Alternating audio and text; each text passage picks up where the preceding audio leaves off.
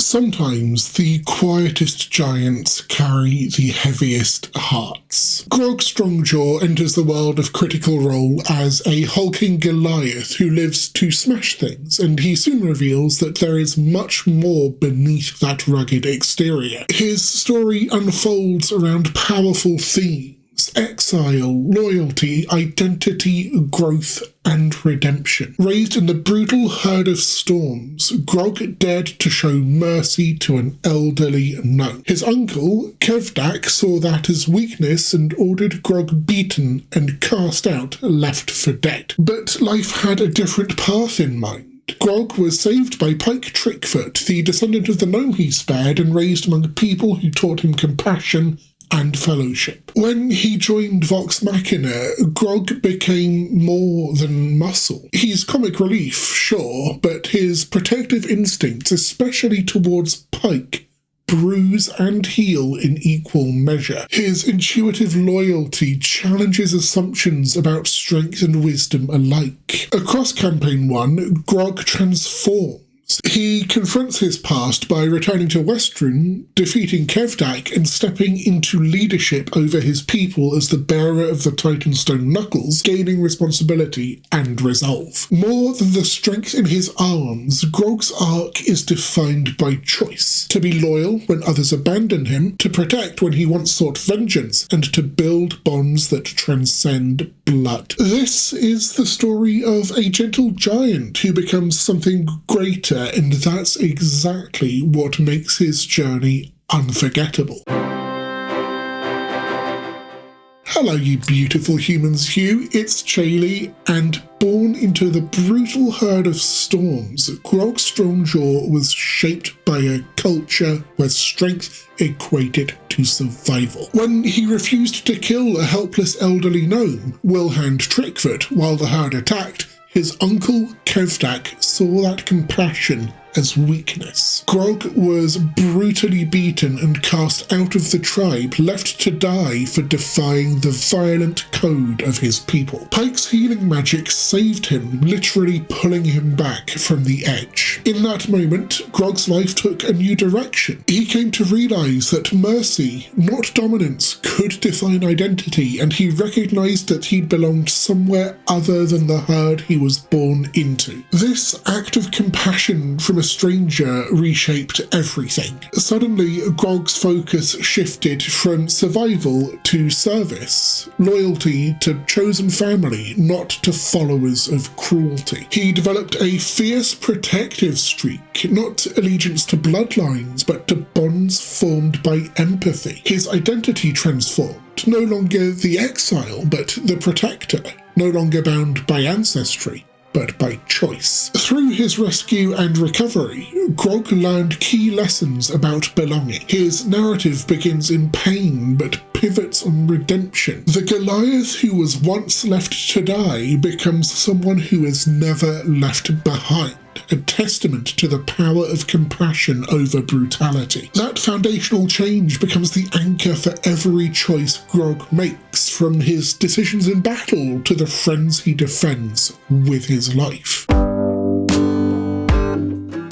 Your Fomorian friend is just sitting there in a very unfriendly, aggressively passive manner, just staring at the rest of the group expectantly. I offer him a sip from the cask of ale. He takes it in his hand, which in him it looks like a small mug. Right, just a sip. Oh, he's gonna drink the whole cask. He's gonna drink the whole cask. He's gonna peels the top of it off, Don't do breaking this the to me. wood. And then Don't do it. I will fucking kill you.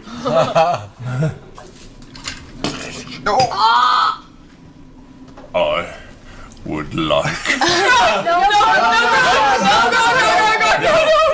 When Grog joined Vox Machina, his presence was immediate. A towering force of nature, always charging toward conflict with loud enthusiasm. But underneath that bold exterior beats a truly loyal heart, especially when it comes to Pike Trickfoot. Grog's approach to adventure is simple and direct. Smash first, deal with consequences later. Whether he's shattering doors, roaring during strategies, or drawing the attention of monsters who underestimated him, he brings chaos, but always with purpose. And that purpose? Protect his friends, even if his methods are brash. Though Grog is often underestimated due to his famously low intelligence, he occasionally shows situational intuition, spotting traps, reading terrain. These flashes of insight reinforce that Grog's strength lies in instincts rather than education. Above all, his bond with Pike emerges early. Grog steps between her and danger without hesitation,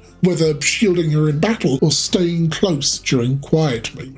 Their connection is born of rescue, respect, and shared history, a protective instinct rooted in chosen friendship, not obligation. So even though he's introduced as the group's muscle, Grog's value quickly reveals itself to be emotional, unwavering loyalty, unexpected glimpses of intuition, and a heart that leads with intention. He becomes more than a fighter, he becomes the guardian of the group's soul. They wander there. Around there. Yep. Okay. But look, I was thinking, like, it might be like a thing when we find them, right? So, like, Yeah. picture this. Me, and then a lot of other me's, and they're all really big and angry. So, like, if we want to do anything else before that happens... Grog's return to Westruun brings him face to face with his past and with his tyrannical uncle Kevdak, now ruling the Herd of Storms with ruthless authority. Clash becomes inevitable. Kevdak wields the legendary Titanstone Knuckles, a vestige of divergence that amplifies his strength and dominance, and would be very useful in fighting some dragons. Though Grog confronts him weakened and wounded, he enters the confrontation driven by purpose, not pride. The battle begins brutal and unbalanced. Kevdak strikes hard, nearly crushing Grog beneath the weight of tradition and physical power. But amid despair, Grog refuses to yield. In the heat of the fight, he lets out a legendary rallying cry, summoning Vox Machina to intervene. Their arrival in the square of Westruun turns the tide, shifting the duel from a personal grudge match into a full rebellion. With the aid of spells,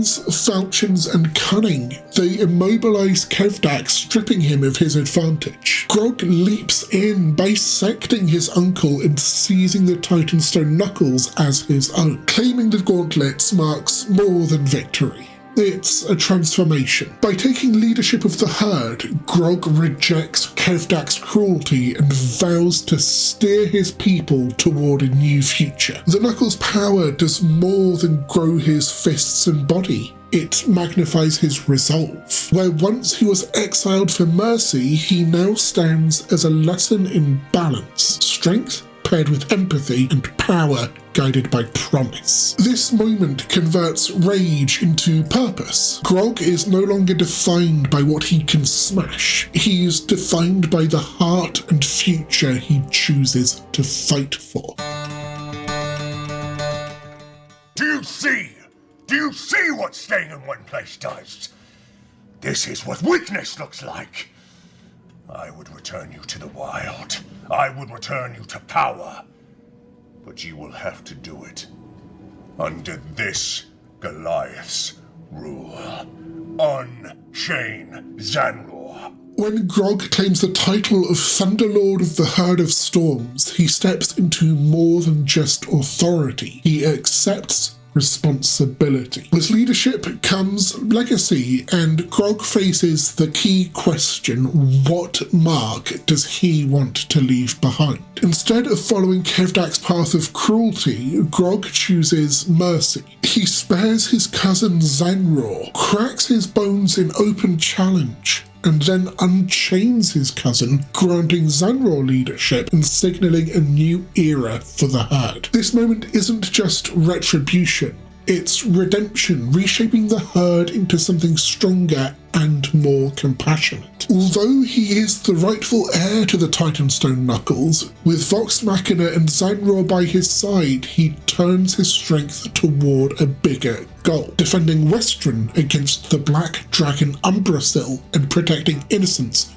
rather than pillaging them. It's leadership rooted in vision, not ruthlessness. Grog's internal conflict reflects that shift. He wrestles with inherited power and must reconcile his rise with compassion, not simply destroying foes, but protecting communities. His identity evolves. Once the exile, now a guardian. Once a destroyer, now a protector. What began as strength for survival becomes strength for purpose, and his legacy is defined not by muscle, but by heart. With a giant echoing yell, you bring the hammer down and you watch a flash of bright, vibrant, white, faintly blue light just flicker and beam across the room. All of you for a second have to kind of hold your eyes and look away, and as you come back, the hammer is just on top of the anvil. As you pull it back, you see where the bead was. There's now a crushed dust of the same color, roughly about the size of a plate. In the final arc of Campaign 1, Grog steps beyond being the party's muscle to become its spiritual cornerstone. The battle against Vecna demands more than strength. It requires sacrifice, unity, and precision. Vox Machina travelled to the ancient forge beneath Skullseed, where they crafted the prime trammels, divine spikes powered by hard-won beads of the gods. Grog, wielding the Titanstone Knuckles, smashes the materials into form. When the final confrontation arrives at the top of Vecna's tower, Grog launches into action, the Sword of Kaz slicing through Vecna's defences. Then, using 2 prime trammels, one of which was handed to him by Pike, Grog shatters the divine certainty. The party holds him down while the ritual completes, Scanlan and Keyleth chanting the words. Light erupts across Exandria as Vecna is sealed beyond the divine gate. Grog's final acts are not raw displays of rage. They are disciplined and sacrificial. He steps into his ultimate purpose. Protector, not for vengeance, but for something greater. By the end, Grog has transformed from exile and brute into a hero defined by intent and integrity. His legacy isn't the scars he bears, but the lives he saves and the loyalty he embodies. Grog's journey from an exiled Goliath abandoned by his own kin to a hero whose soul anchors a family shows us that true strength is shaped by love, choice, and loyalty. His scars tell a story not just of battle, but of belonging. From rejecting cruelty in the Herd of Storms to rescuing his cousin, he redefines what leadership can be. No longer just a brute force, he becomes a protector guided by empathy. By channeling brutal power through compassion, whether reclaiming the Titanstone Knuckles, freeing Zanror, or wielding the Sword of Kaz and the Prime Trammels in the battle against Vecna, Grog proves that leadership isn't inherited, it's forged in the willingness to stand up for others. So now I'd love to hear your thoughts. Which part of Grog's evolution hit you hardest? If this video resonated with you, please join the Discord, link in the description below, and whilst you're down there, please like, subscribe, and ring the notification bell for more deep dives like this. And until next time, may your characters grow as deeply as your stories. It all comes down to one word, really. Yeah. Family.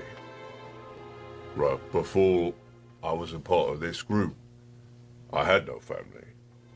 Pike took me in, I met all of you, and I had a purpose. Yeah.